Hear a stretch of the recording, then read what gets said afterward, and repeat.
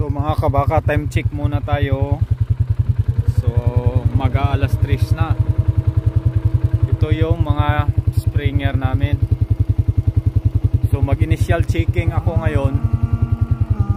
Ang ginagawa ko pag ganitong hapon, mag-initial checking ako para ma-check ko yung maaga nag-down or nag-labor na matagal nahihirapan mga anak. So para maiwasan natin na mamatayan tayo ng baka. Pero mamaya may night check ako mamaya. Mag-check ako mamaya alas 9:30 ng gabi. Pero bago tayo mag night check mamaya, mag-initial checking muna tayo ngayon para sigurado. Kasi mahirap na kung maaga pa lang nagka-downer na, tapos pagdating mo late na, wala na, mamatay na yon, lalo na yung mga nahirapan mga anak. So ngayon mag-initial checking tayo, alas 3 na ng hapon na ngayon. Titignan, ikutan lang natin kung may nagli-labor o nahihirapan mga anak. Tapos tignan din natin kung may downer. So maigay na rin yung ginagawa natin na dalawang beses tayo mag-check para sigurado kinabukasan maagapan yung mamatayan ka ng baka, at saka yung sa trabaho mo kinabukasan hindi ka na mahirapan. Kasi kung walang downer talaga sa umaga, tuloy-tuloy yung trabaho nyo, hindi ka maubusan ng oras dahil lang sa kakagamot ng mga downer. So maraming benefits yung magagawa mo kung ang gagawin mo is prevention. Kaya yung ginagawa natin is prevention para i-prevent natin. Yan, may mga nanganak na oh. Marami nang nanganak. Yan. So mas maigi na yung i-prevent natin yung mga ganong pangyayari kaysa magagamot tayo, kasi ubos pa yung oras, logi pa ang farm. Pag namatayan ka ng baka, sayang din, sayang gatas, sayang ang baka. Kaya katulad nito, tingnan natin. So kung may mga downer man, pwede natin gamutin kaagad.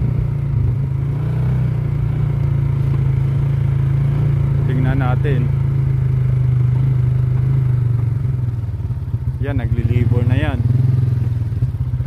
Kasi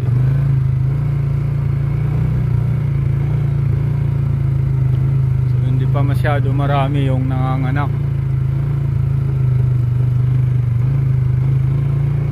So okay pa ngayon, okay pa naman sa ngayon, kasi nagsitayuan pa sila.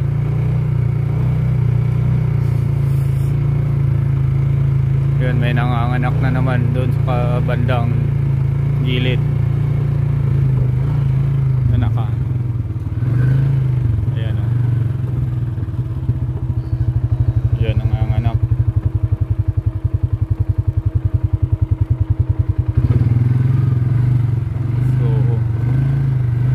So far wala pang downer. So ang mangyari ngayon, mamaya magano, may isa pang guya.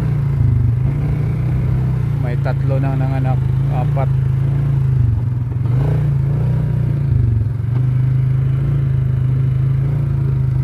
Akala nila kasi kinukuha na sila, kaya nagsitayuan papuntang gate.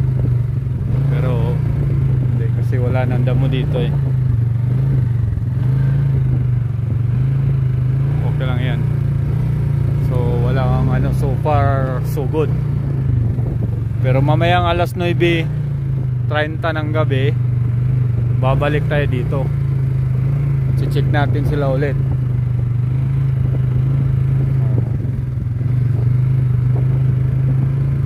Mas maganda kasi pag lagi mong na-check.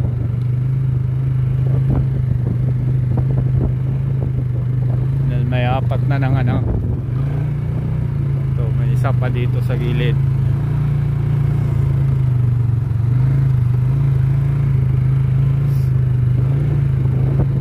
bukas ng umaga pa yan sila koleksyonin. Pagpasok ng bukas ng umaga, may nakatuka dyan sa ano, mag-koleksyon. Pero ako pa rin na mag-koleksyon bukas.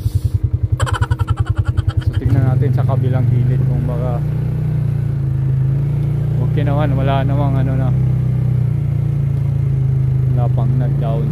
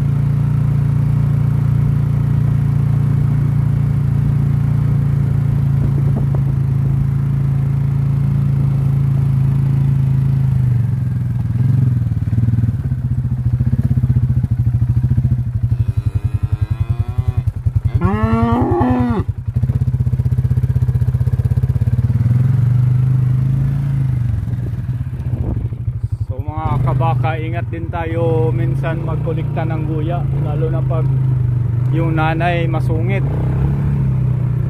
Kasi may mga nanay na ayaw talaga galawin yung anak nila. Pag dampot mo, bigla kang, may mga ganun na nanay pero bihira lang, hindi masyado.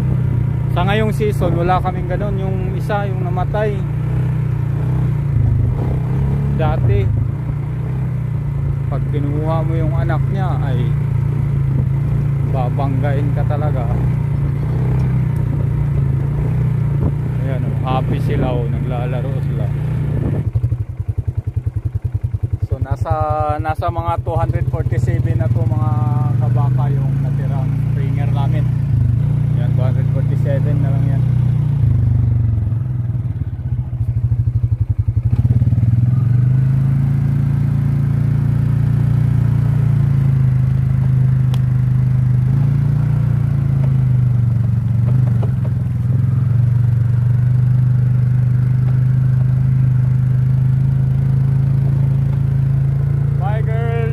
Six and a half hours later.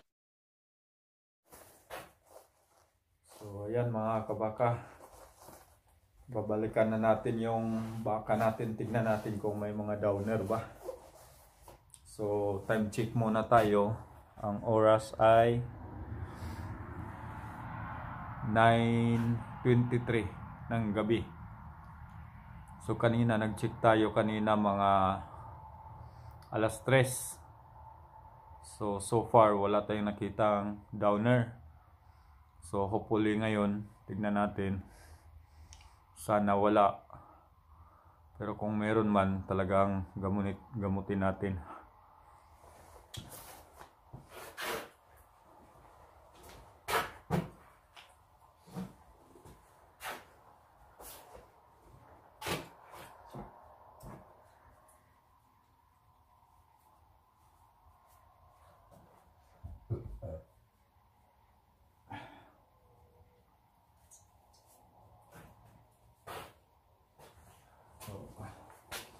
So medyo malamig yan sa labas. Kaya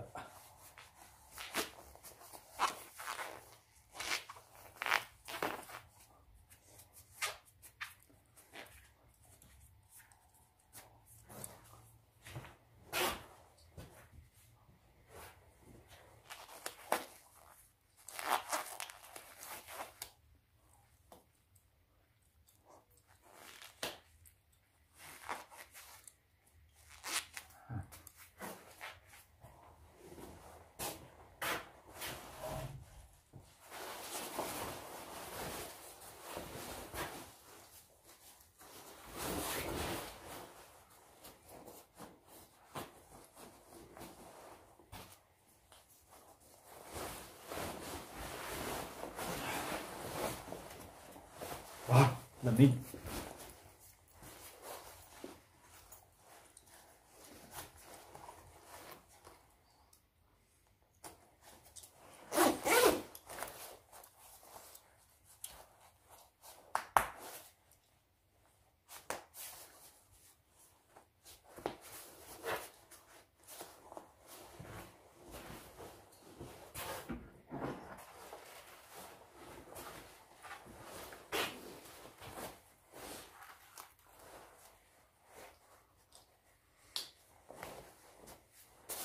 So tara, nandito na tayo sa paddocks mga kabaka. Yung inuna natin yung mga Springer, kasi ang kasunod nito yung colostrum. So ngayon ikutan natin kung may mga downer. Gawin natin, patayuin lang natin sila para malaman natin kung hindi sila mga down cow. Come on girl, sorry I wake you up, but I need to check you one by one.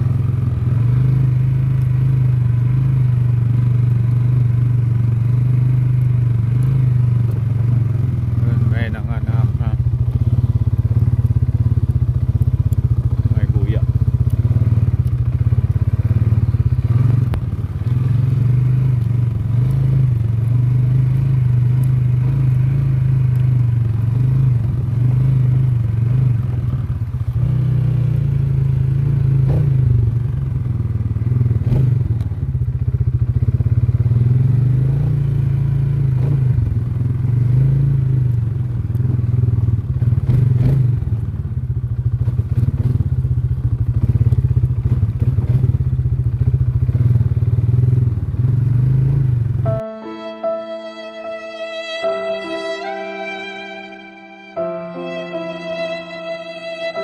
Ay, sorry cow.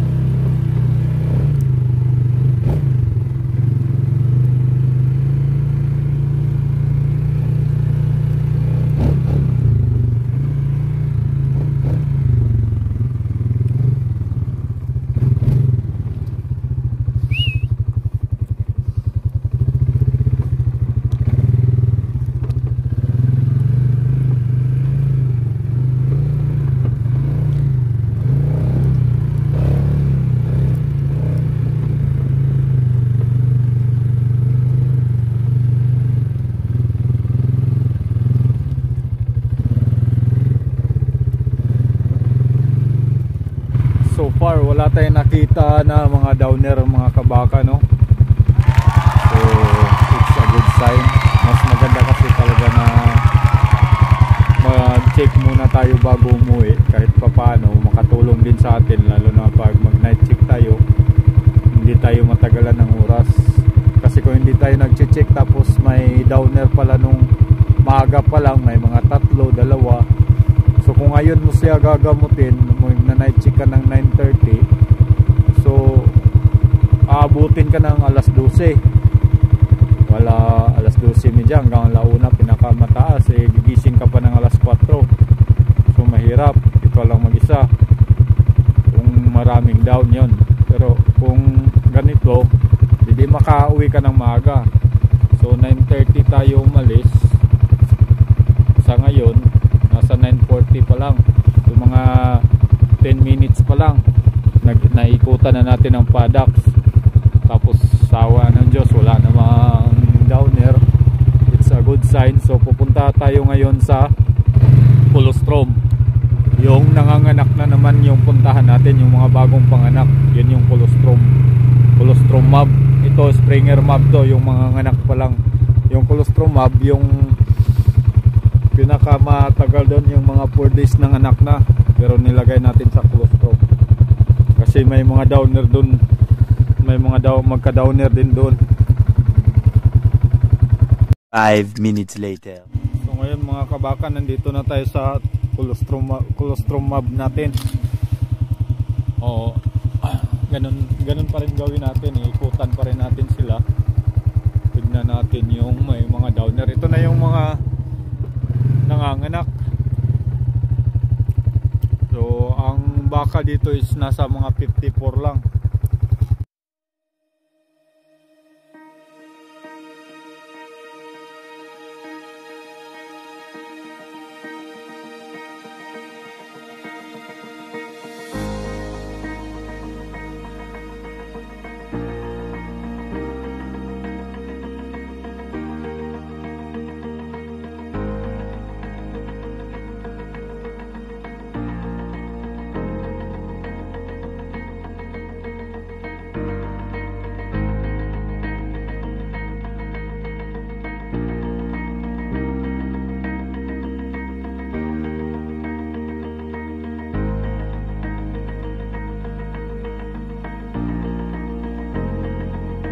Wave Beats Music.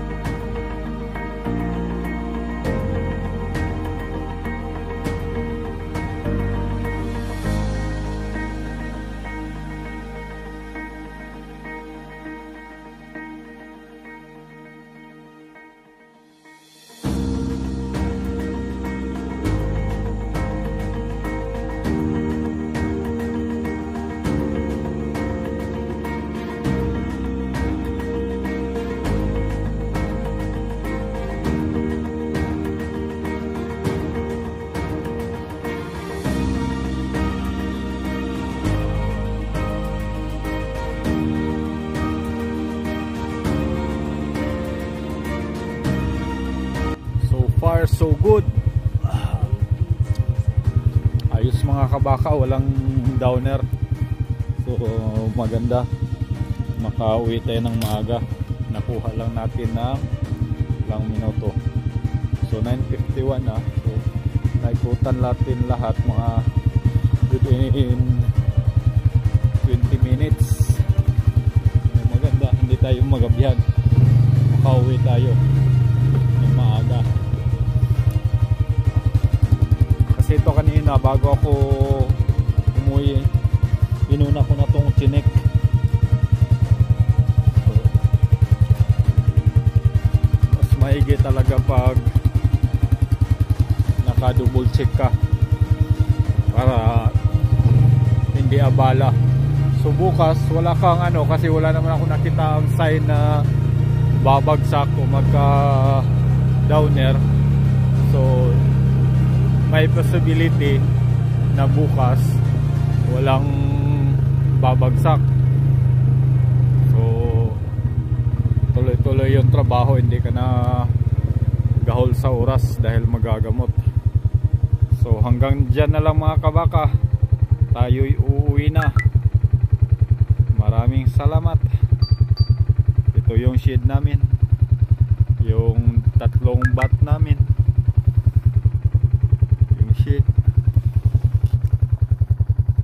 Goodbye and good night.